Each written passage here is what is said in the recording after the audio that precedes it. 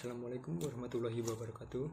Perkenalkan, nama saya Faris Triwidya Sugeng Wiloso, Taruna tingkat 1 kelas A Diploma 4 Pertanahan STPN dengan nomor induk Taruna 20293346. Dalam kesempatan kali ini, saya akan mengulas sebuah buku yang berjudul Relasi Kuasa dalam Strategi Pertanahan di Desa Briglan. Buku ini ditulis oleh Bapak Aristiono Nugroho, Bapak Suharno, dan Bapak Tulus Sugroto dan diterbitkan oleh STPN Press pada Mei 2016. Secara umum, buku ini terdiri dari 196 halaman yang terbagi dalam 5 bab. Di dalam buku ini dapat diperoleh informasi mengenai strategi pertanahan, kekuasaan atau power, relasi kuasa, kekuasaan dalam bentuk dominasi, serta kekuasaan dalam bentuk pemberdayaan di mana semua hal tersebut saling berhubungan satu sama lain. Di bab pertama, buku ini membahas 3 poin utama, yaitu mengenai definisi strategi pertanahan, relasi kuasa, dan sedikit hal tentang desa Briglan itu sendiri. Di bab kedua, pembahasan mulai berlanjut ke format relasi kuasa, baik dari penerapan power over dan memperlihatkan power to sebagai berbagai instrumen. Di bab ketiga, akan dibahas lebih rinci terkait isi dari strategi pertanahan pemerintah desa. Selanjutnya di bab keempat, akan dibahas makna strategi pertanahan, baik dari segi kemampuan memberdayakan petani dan makna strategi pertanahan bagi berbagai pihak. Dan terakhir di bab kelima, berisi kesimpulan singkat terkait semua hal yang dibahas dari bab awal buku ini. Untuk lebih jelasnya, saya akan berlanjut membahas secara ringkas isi dari buku ini.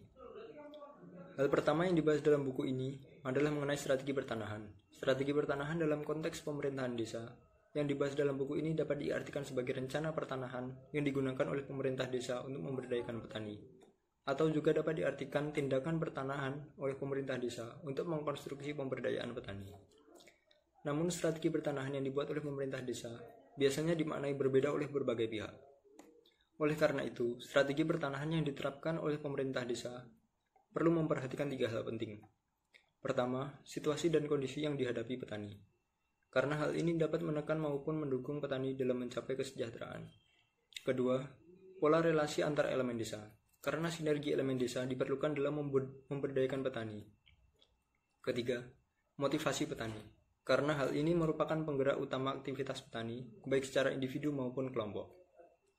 Selain itu, strategi pertanahan yang diterapkan oleh pemerintah desa haruslah meliputi penguasaan, pemilikan, penggunaan, dan pemanfaatan tanah yang relevan atau bersesuaian dengan 4 prinsip pengelolaan pertanahan yang dicanangkan Badan Pertanahan Nasional Republik Indonesia, yang mana isinya antara lain yaitu: pertama, berkontribusi dalam meningkatkan kesejahteraan rakyat dan melahirkan sumber-sumber baru kemakmuran rakyat.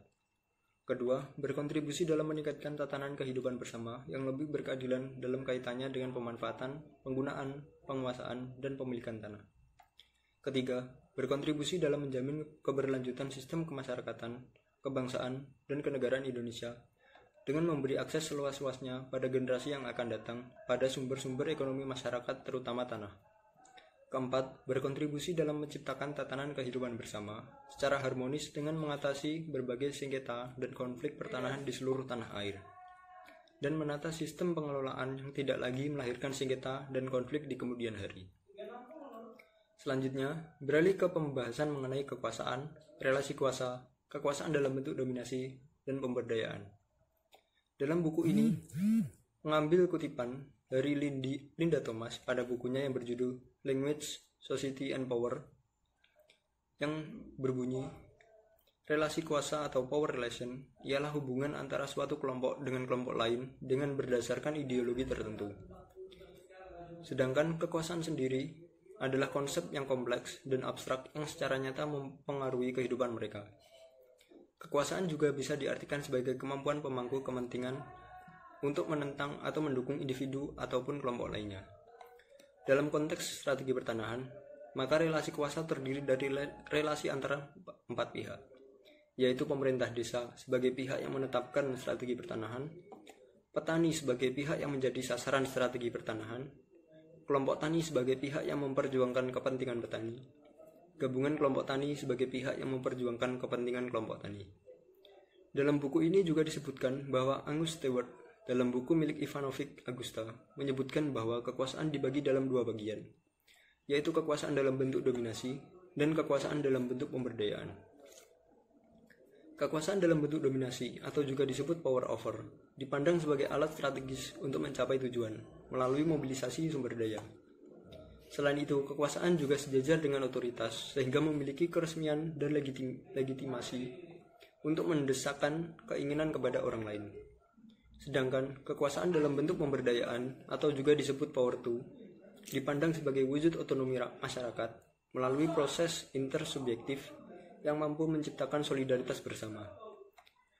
Dalam buku ini juga dibahas bahwa kekuatan kekuasaan semakin nampak ketika pandangan Marx, Weber, dan Gramsci diperhatikan dengan sungguh-sungguh. Menurut Marx, di bawah kapitalisme para pekerja dipaksa menjual tenaganya kepada kaum kapitalis yang akan menggunakan tenaga ini untuk mengakumulasi modal lebih banyak untuk meningkatkan kekuasaan kaum kapitalis atas para pekerja. Sementara itu, Max Weber sepakat tentang perlunya distribusi kekuasaan dalam proses yang berkaitan dengan buruh. Menurut Weber, kekuasaan adalah kesempatan yang dimiliki seseorang atau sekelompok orang untuk menentukan sikapnya terhadap suatu tindakan komunal, termasuk menentang orang lain yang berpartisipasi pada tindakan komunal tersebut. Berbeda dengan Marx dan Weber, Antonio Gramsci mengajukan teori hegemoni sebagai perspektif untuk menganalisis struktur dan agensi. Kekuasaan berbasis kelas tidaklah sepenuhnya benar, karena Foucault menjelaskan bahwa kekuasaan bukan milik siapapun. Kekuasaan ada di mana-mana, dan kekuasaan adalah strategi. Kekuasaan adalah praktik yang terjadi dalam suatu ruang lingkup tertentu. Kekuasaan menentukan susunan, aturan, dan hubungan dari dalam. Kekuasaan bertautan dengan pengetahuan yang berasal dari relasi-relasi kekuasaan yang menandai subjek. Oleh karena itu, kekuasaan memproduksi pengetahuan, dan pengetahuan menyediakan kekuasaan. Kekuasaan tidak selalu bekerja melalui penindasan dan depresi, melainkan juga dapat melalui normalisasi dan regulasi. Dalam konteks ini, James C. Scott menjelaskan bahwa ketika para petani mendapatkan ketidakadilan, maka mereka tidak melakukan perlawanan secara terbuka, melainkan melakukan resistensi. Strategi perlawanan ini dimaksudkan untuk mempertahankan diri dengan cara-cara yang lunak demi kelangsungan hidupnya.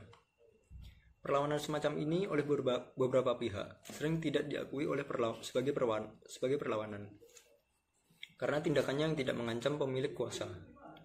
Bentuk perlawanan ini tidak frontal dan dapat terjadi karena adanya moralitas petani yang lebih mementingkan keselamatan dan keselarasan dibandingkan konflik. Pendapat James C. Scott dijernihkan oleh Samuel Hopkins yang menyatakan bahwa tindakan petani tidak semata-mata karena moralitas petani, melainkan karena pertimbangan rasional. Resistensi muncul dari kesadaran untuk memilih tindakan terbaik dan paling menguntungkan bagi petani. Caranya antara lain dengan beralih ke pekerjaan lain yang non-pertanian. Cara ini lebih efisien daripada melakukan protes atau menentang penguasa. Sementara itu, hubungan para aktor dapat berwujud kerjasama dan dapat pula dalam bentuk konflik.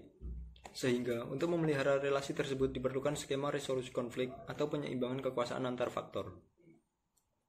Selain itu, hubungan masing-masing aktor dalam ranah pengelolaan sumber daya alam seringkali juga ditentukan oleh ideologi politik atau kekuasaan dan orientasi ekonomi yang dianut aktor. Dengan demikian, politik kekuasaan pemerintah desa merupakan aspek penting yang melatar belakangi penerapan strategi pertanahan. Hal ini membuka peluang bagi munculnya format relasi kuasa di desa sebagai berikut.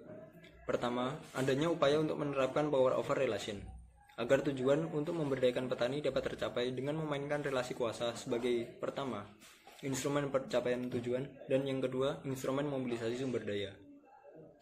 Lalu, yang kedua, adanya upaya memperlihatkan power to relation, agar petani mengerti atas itikat baik pemerintah desa dengan memainkan relasi kuasa sebagai instrumen otonomi petani dan instrumen pemenuhan solidaritas. Dan terakhir yang ingin saya bahas adalah terkait hubungan buku ini dengan hak dan kewajiban sebagai warga negara. Dalam UUD 1945, pasal 33 ayat 3 disebutkan bahwa bumi, air, dan kekayaan alam yang terkandung di dalamnya dikuasai oleh negara dan dipergunakan untuk sebesar-besarnya kemakmuran rakyat. Dengan berlandaskan pasal tersebut, pemerintah desa Prigelan dalam rangka meningkatkan sumber daya masyarakat dan meningkatkan produksi pertanian dan peternakan, menerapkan strategi pertanahan yang terdiri dari pertama, strategi penguasaan tanah, yaitu memberikan hak garap atas tanah sawah seluas 60 ubin bagi petani yang tidak memiliki tanah sawah. Kedua, strategi pemilikan tanah, yaitu melarang orang yang bukan warga desa Prigelan membeli bidang tanah di desa Prigelan. Yang ketiga, strategi penggunaan tanah, yaitu mempertahankan tanah sawah agar tidak diubah ke bentuk penggunaan tanah lainnya. Keempat, strategi pemanfaatan tanah, yaitu mengoptimalkan tanah sawah yang ada di Desa Prigelan bagi tanaman padi dan kedelai. Melihat strategi pertanahan tersebut, pemerintah Desa Prigelan sudah melaksanakan kewajiban dan misinya. Dan hak bagi masyarakat pun juga terpenuhi dengan bukti mendapatkannya 60 ubin bagi petani yang tidak memiliki tanah sawah. Demikian video ulasan buku Relasi Kuasa dalam Strategi Pertanahan di Desa Prigelan ini saya buat. Apabila ada salah kata, saya minta maaf.